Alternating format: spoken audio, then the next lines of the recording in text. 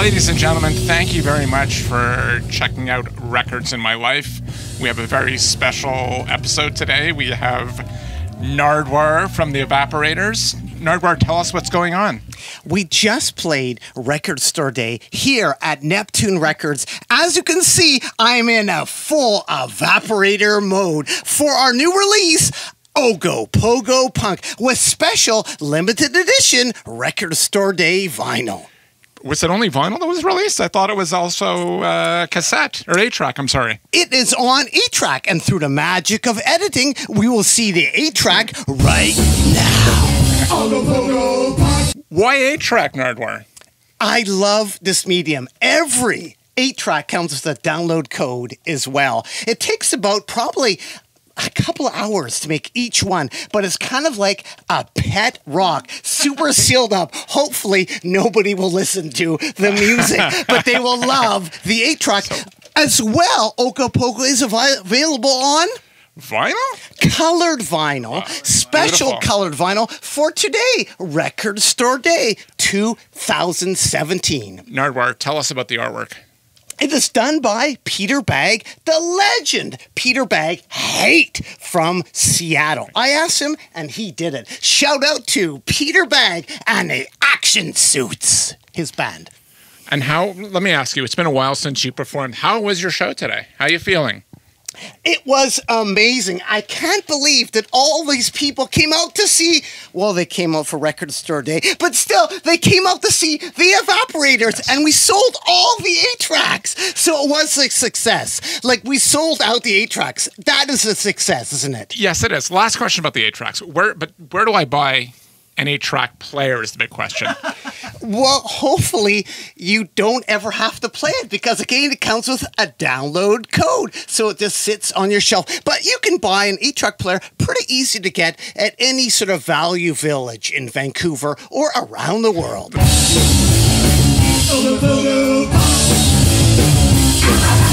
Nardwuar, you've been DJing for 30 years. This is Record Store Day. Let me ask you a question. What was the first record you played on your radio show? You're killing me. Yes, Records in your life. Well, the first record I ever played was the single Slow, I Broke the Circle, featuring on bass Ham, who also plays in the Evaporators.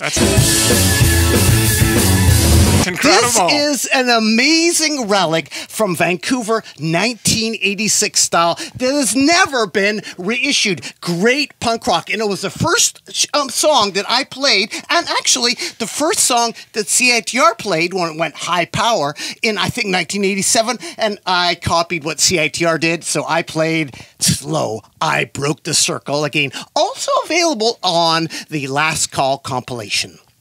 Does he know that that's the first song? Does your bandmate know that that's the first song you played? Because, I mean, your show's legendary.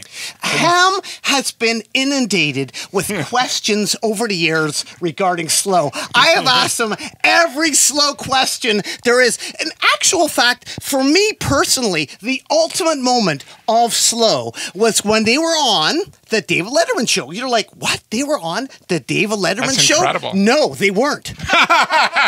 But Kurt of the New Pornographers was wearing a Slow t-shirt. So Slow finally made it to the David Letterman show. Slow, I Broke the Circle. And you're watching Records in My Life with Char Oda.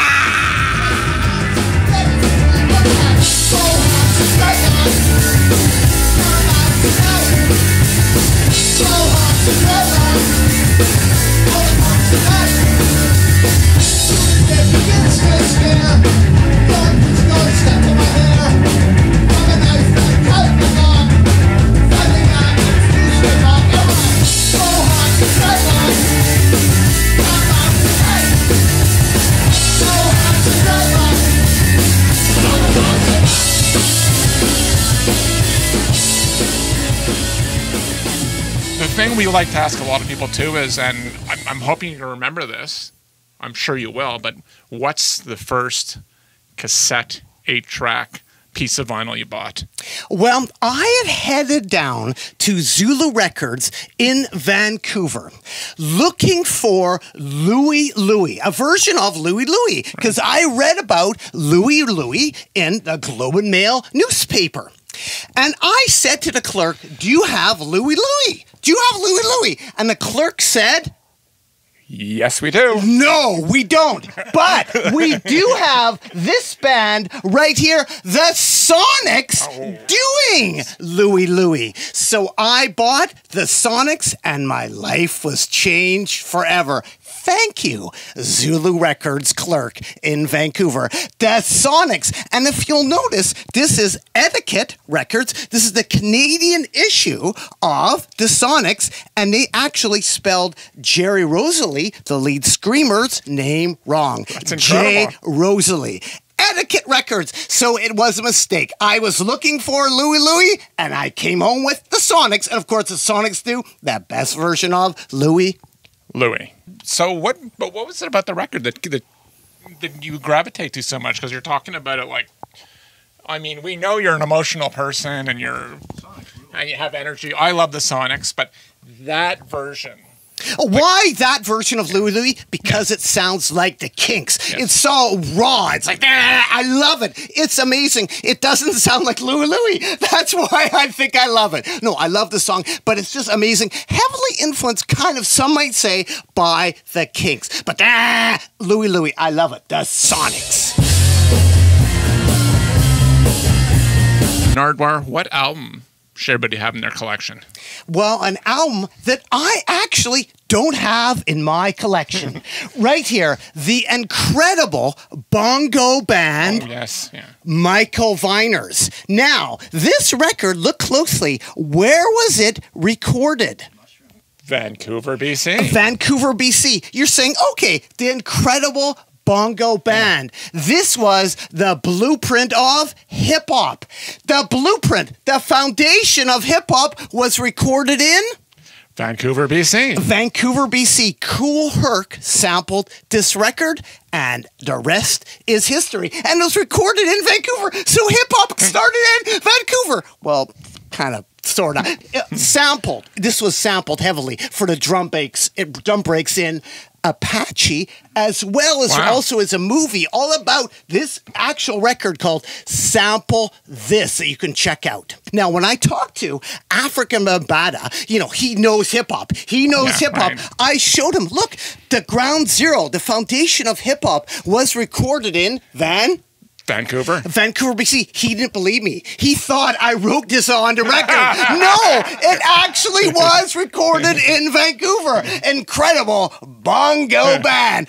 Records not in my life. I want to get this in my life because once you have this in your life, you have every hip hop song into your life.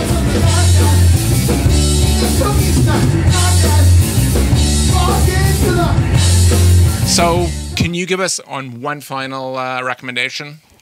Well, I would say everybody should listen to The Pointed Sticks from Vancouver. Now, if you notice, this is actually the Pointed Sticks release on Stiff Records from England. They were a local band from 1979 when they got signed that signed to Stiff Records. Can you imagine that? The biggest company in the world, home of like ska, home of Elvis Costello, signed to from Vancouver from the Commodore Ballroom, and this was the Pointed Sticks, and I love their music. This is an example of some of their great music. What Do You Want Me to Do? Produced by Brinsley Schwartz. I would like to say at Mushroom Studios, the same studios that did, yes, I'm hawking this again, the incredible bongo band. But this is the Pointed Sticks, and this is one of the releases that you can check out by them. They're also featured in the Dennis Hopper movie Out of the Blue, doing Somebody's Mom. So people can check that out on YouTube, and they are still continuing to this day. In fact, they might have been on your show. Right. We did interview, not on Records of My Life, but we interviewed them in print. Tell us a bit more, though. I'm curious about, give us a bit of background on the Dennis Hopper, on that. How did they end up being in a Dennis Hopper show?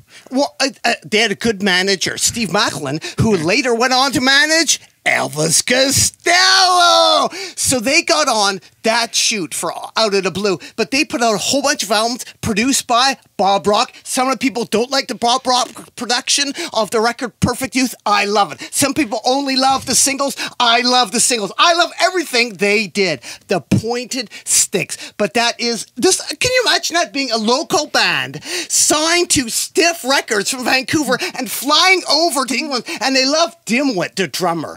Rest in peace. Ken but Dimwit. They love Dimwit. They love the name Dimwit. If you search through the old enemies, you will see Dimwit. They love Dimwit. They only stuck out by Dimwit. And this finally is a bit of a trick, a record company trick.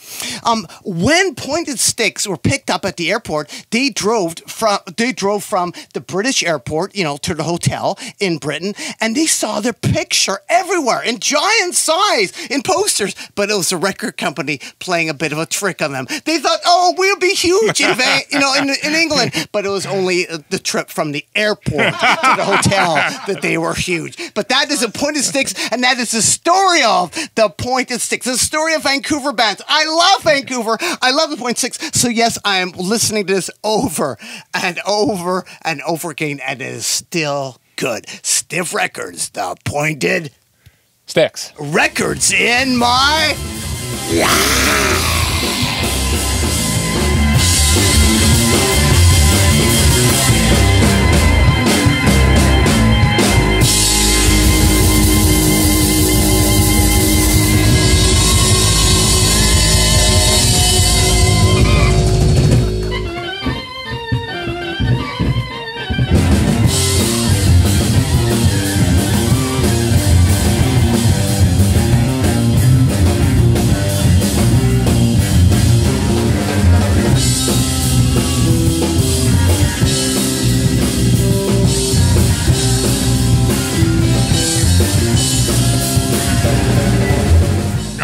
Thank you very much for being on Records in My Life. Happy Record Store Day. Well, thank you for caring about the Evaporators and the records in my life. Well, no, thank you to the Evaporators for putting on a stellar show. And thank you to Neptune Records. And do you have any final words of wisdom for the wonderful people of the worldwide webs? Well, I would say Records in My Life, keep on rocking in the free world and do-do-do-do. Do-do.